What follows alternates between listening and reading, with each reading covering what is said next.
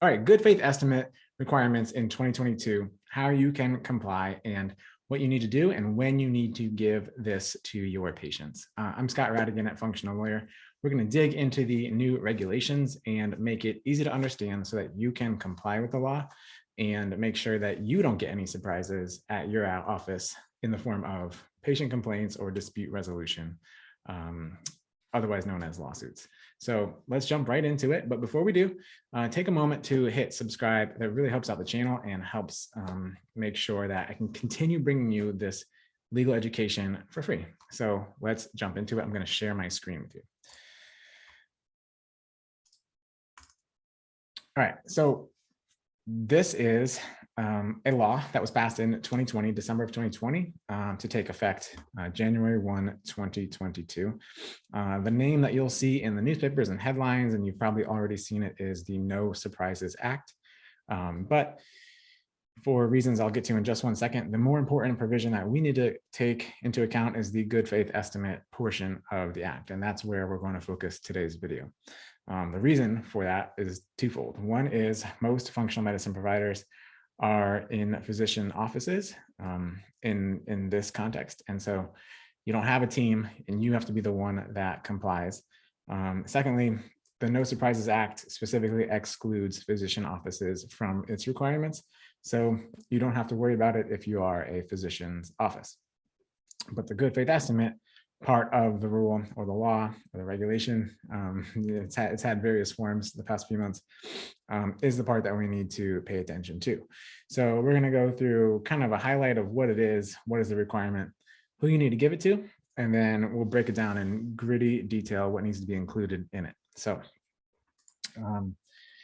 it says each healthcare provider shall furnish individuals who are not insured, or they don't have insurance, or if they have insurance but they're not intending to seek reimbursement for the item or service, you need to give them a written good faith estimate of the expected charges. So right here in subsection 2, provide a notification in layman's terms of the good faith estimate of the expected charges for furnishing the item or service. This also includes any third parties.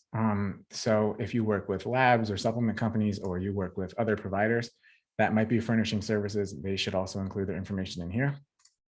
It also should have expected billing and diagnostic codes as well. I know there's a big source of questions on that. How do you know billing and diagnostic codes before they come in? And we'll answer that question in a few minutes. They do address that in the guidance that they've put out since this has passed. So great.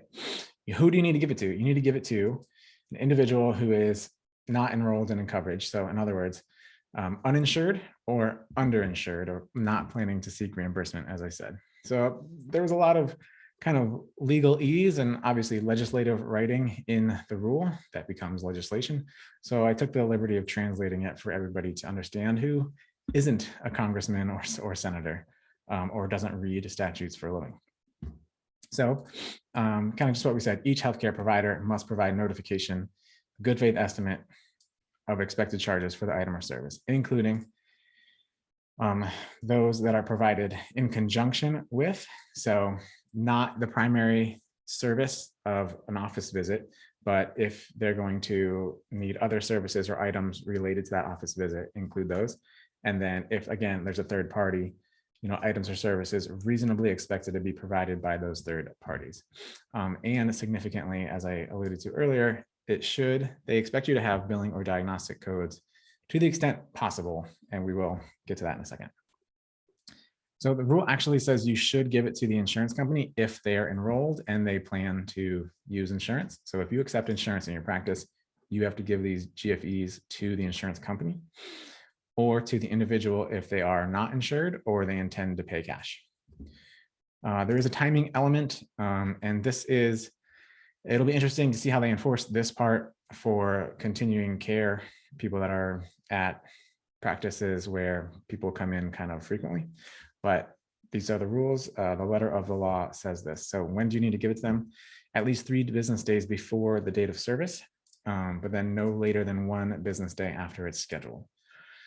So that should be pretty easy to understand. If I schedule on a Monday, you should probably give it to me. If I make the appointment on Monday for Friday, you need to give it to me by at least Tuesday in order to comply with this mandate here. I say mandate, the rule, right? Which has the force of federal law. Now, I said we would address billing and diagnostic codes before they come in. How are you supposed to know all that? And this is a question and answer from a FAQ that the Department of Health and Human Services published, and this one was published in December of 2021. So only, less than 90 days ago. All right, how can you provide it if the condition's not yet known, right?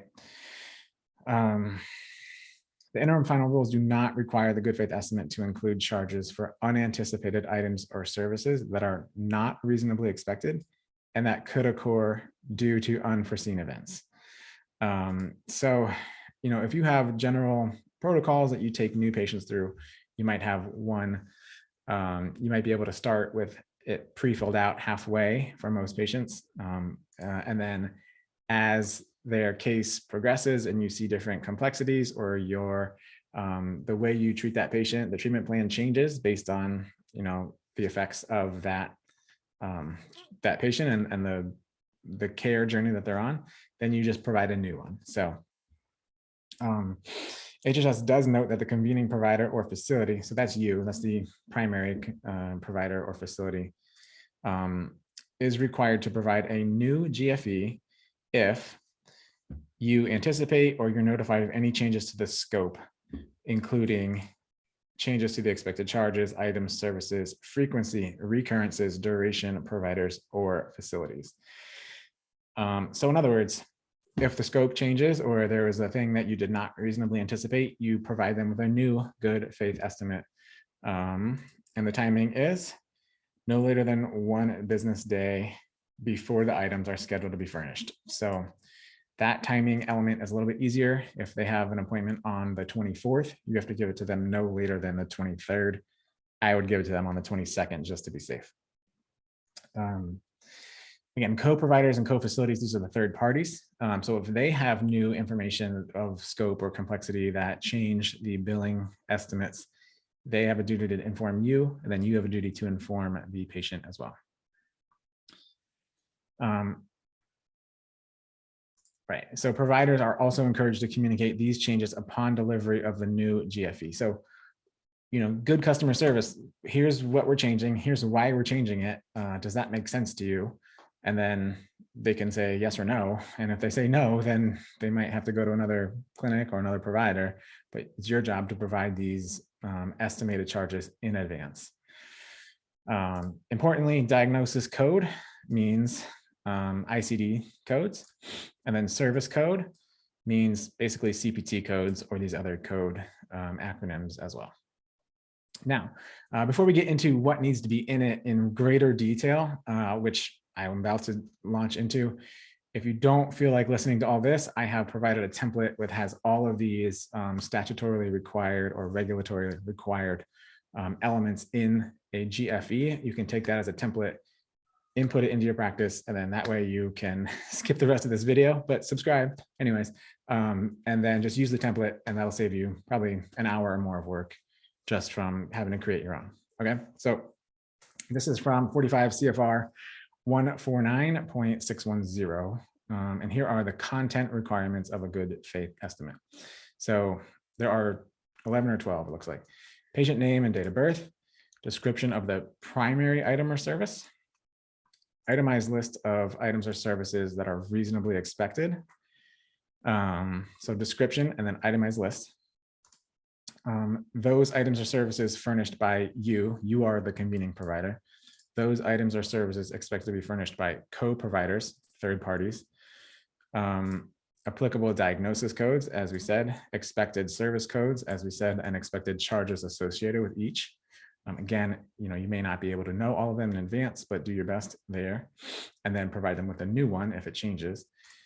Your name, NPI, and tax ID number, and the state and office of your facility where the items are to be furnished. If there's anything that needs to be furnished or delivered prior to, or following or after the expected period of care for the primary item or service. And then it says you need a disclaimer as well that says separate good faith estimates will be issued upon scheduling or request of the listed items or services. They skip, it goes 5, 6, and then they skip 7. It was just an error, and typographical errors happen in the halls of Congress and in the federal government, and that's just why this number 1 is here. It should include a disclaimer that informs them that there may be additional items or services throughout the course of their care, a disclaimer that says it's only an estimate and that the charges could change, and then a disclaimer that says that instructs them about the dispute resolution process. So the other part of this bill is that it provides patients with a formal dispute resolution process. They can file a grievance or a complaint, and then it goes in front of an adjudicator, and they either side with you or they side with the patient. They're able to file a complaint if the good faith estimate exceeds actual billing, if the actual billing exceeds the GFE by $400 or more, it's presumed that they have a right to appeal and complain and get their case heard in front of an adjudicator. So finally, the last thing that you should know is that the GFE is not a contract. It doesn't require them to come to you. It's really just a menu of services, and they can select off the menu, or they can just say, no, thanks, I'm going to go somewhere else. So as frustrating as the regulation is to comply with, it does provide a level of price transparency in the healthcare business.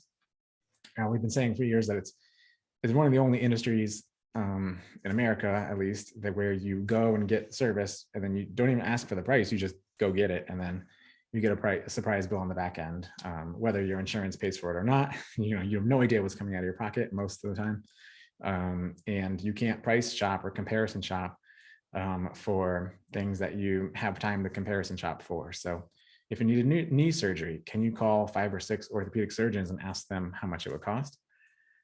Before 2022, probably not, right? So I think it is a good thing overall as a public policy issue. It is frustrating for practice owners who have one more regulatory scheme to follow through with and comply with. However, that's our job. That's what we've got to do. These are the hoops we have to jump through. And I'm here to help you jump through them and try to make the jumps as low as possible, or, using that metaphor, make them as easy as possible so that you don't have to, jump through a ring of fire, just jump through like a hula hoop or something like that. I don't know. It's been a long video. So if you made it this far, please subscribe or share this with a friend of yours that needs to see it. And if you have any questions, please reach out to us at Functional Lawyer. We'll see you guys next time.